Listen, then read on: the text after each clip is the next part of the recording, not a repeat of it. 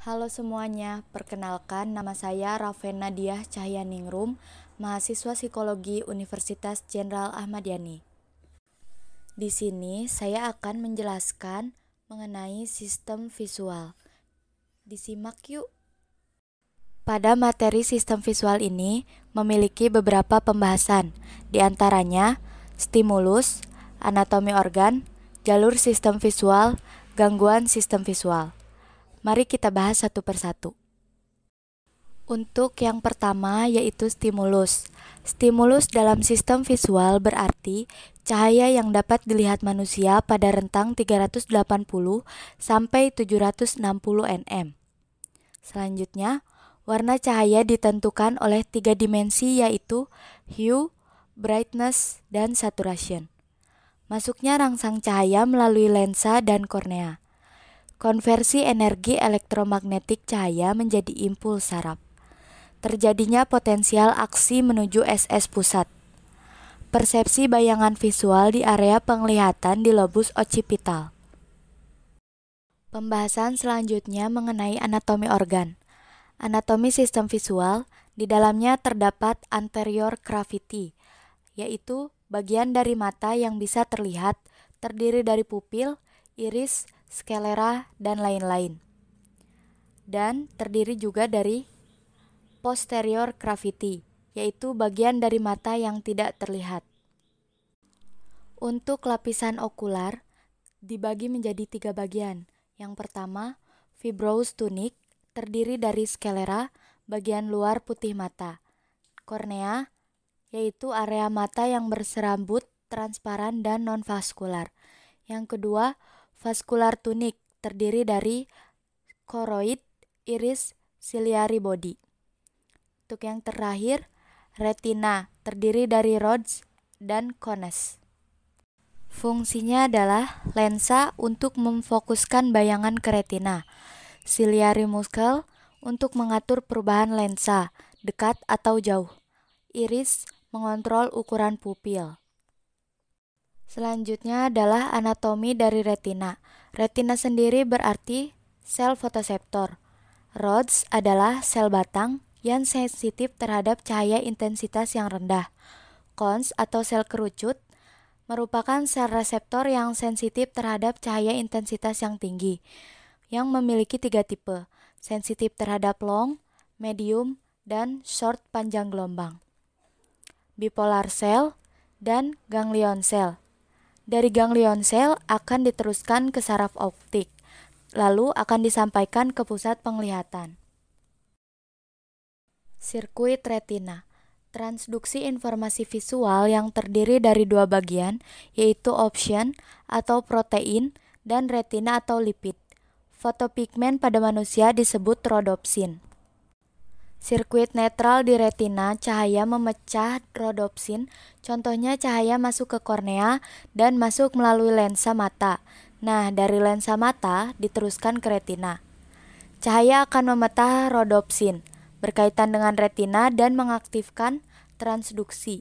Terjadilah perubahan cahaya menjadi impuls saraf, mengaktifkan enzim fosfodiesterase, lalu menghancurkan GMP siklik dan menutup saluran ion.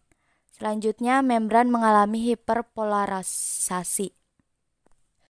Koneksi mata dan otak terdiri dari optic nerve atau saraf optik, yaitu serabut saraf dari retina menuju optic chiasm.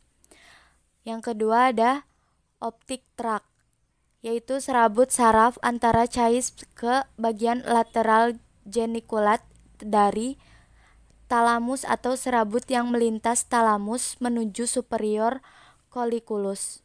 Yang ketiga adalah optic radiation, yaitu serabut yang memproyeksikan ke korteks penglihatan melalui visual geniculokalkarin fibers atau optic radiation. Nah, untuk selanjutnya yaitu visual pathway. Sinar menuju retina, lalu menuju talamus, dari talamus langsung ke area penglihatan atau lobus occipitalis, dan dianalisa, rekaman gambar, lalu menjadi rekaman pendengaran, hingga diinformasikan ke area lain. Untuk visual field atau bidang visual, terdiri dari area yang kita lihat atau area yang berada di luar yang bisa dilihat. Retinal field, yaitu bagian yang difokuskan. Monocular visual field, yaitu penglihatan dengan menggunakan satu mata. Binocular visual field, yaitu penglihatan dengan menggunakan dua mata. Struktur fungsi. Visual areas, V1 atau area 17, berada pada penghentian jalur visual. Blob area, yaitu persepsi warna. Interblob, yaitu bentuk dan gerak. Untuk V2, thin strip, yaitu persepsi warna. Thick strip, yaitu bentuk. Pale strip, yaitu motion. Untuk V3 adalah bentuk dinamis. V3 adalah area visual bawah untuk mencari. V3 yaitu VP adalah area visual atas. V3A membentuk persepsi. V4 lingual gyrus, yaitu color area dan beberapa bentuk. V5 MT adalah motion detection atau deteksi gerakan. Neural pathway atau jalur dari penglihatan. Output dorsal pathway. V1 menuju V2, lalu parietal cortex. Area tengah otak, lobus parietal, yaitu membawa informasi gerakan-gerakan. Ventral pathway. V1 menuju V2, lalu inferior temporal cortex. Area tengah otak, lobus temporal yang ada di bagian pinggir, membawa informasi terkait objek dan persepsi warna. V1 menuju V2, superior temporal sulcus atau STS, membawa informasi fungsi visual spasial, fungsi dalam melihat jarak. Ada dua jalur paralel komunikasi yang melewati lateral geniculate nucleus. Satu, yang melintasi bagian puncak 4 lapis disebut parvocellular layer, yaitu untuk responsif terhadap warna, pola-pola detil, dan gerak objek diam. 2. Yang melintasi bagian dasar 2 lapis disebut magnocellular layer, yaitu untuk responsif terhadap gerak. Menurut Gödel-Milner, 1992 mengungkapkan kunci perbedaan ventral dan dorsal stream, yakni dorsal stream mengarahkan pada interaksi objek, control of behavior, dan ventral stream sebagai mediasi persepsi kesadaran objek atau conscious perception. Gangguan visual atau penglihatan. Beberapa gangguan visual diantaranya adalah 1. Akromatis atau buta warna, hanya bisa melihat hitam dan putih. 2.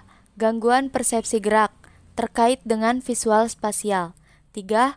Agnosia, yaitu tidak dapat mengenal benda walaupun benda tersebut dapat dilihatnya. Selanjutnya, aperceptic agnosia, yaitu kegagalan dalam pengenalan yang disebabkan kegagalan persepsi. Lalu, ada asosiatif agnosia, yaitu ketidakmampuan dalam memahami makna dari yang dilihatnya. Yang terakhir adalah prosopagnosia, yaitu tidak bisa mengenali wajah. Clinical condition, astigmatism, gangguan untuk memfokuskan sinar vertikal dan horizontal, disebabkan oleh bentuk yang tidak beraturan dari kornea, lensa, atau keduanya. Dapat dibantu dengan menggunakan kacamata silindris. 2. Color vision disorder, biasanya terjadi pada laki-laki. Monokromasi, total buta warna. Dikromasi, total buta warna sebagian, partial colorblind, bermasalah di sel kerucut. Didokumentasikan pertama kali oleh Thomas Dalton 1798. Untuk gangguan umum lainnya adalah presbiopia yang terjadi penurunan dikarenakan usia atau biasa disebut mata plus. Katarak, di lensa mata terdapat banyak protein. Glaukoma, terjadi peningkatan di dalam mata dikarenakan kadar gula tinggi atau diabetes tinggi. Infection, terjadi infeksi di mata. Retinitis pigmentosa, kerusakan pada rod cell atau sel batang, biasanya sulit untuk melihat kondisi kurang pencahayaan. Sekian yang bisa saya sampaikan mengenai materi sistem visual. See you in the next video. Bye.